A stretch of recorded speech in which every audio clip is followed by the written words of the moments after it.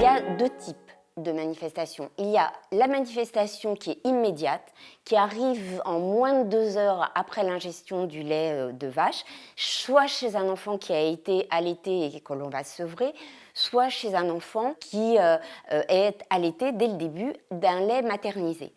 Cette réaction est très vive. Ça peut être des vomissements, ça peut être une diarrhée intense avec très souvent du sang dans les selles.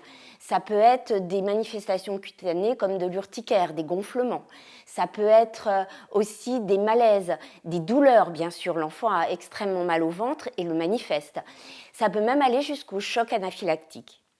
Ça, ce sont des allergies qui sont liées aux IgE médiés et qui donnent une réaction très rapide. Il y a des manifestations qui sont plus tardives, qui sont liées à des non-IgE médiés.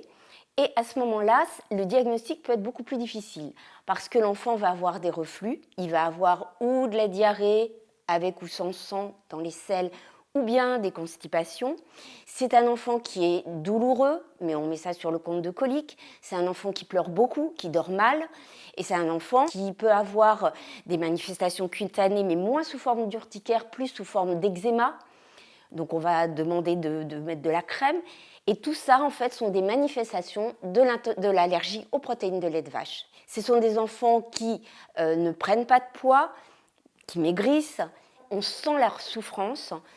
Et ils ont un microbiote intestinal qui est extrêmement perturbé, ce qu'on appelle la dysbiose.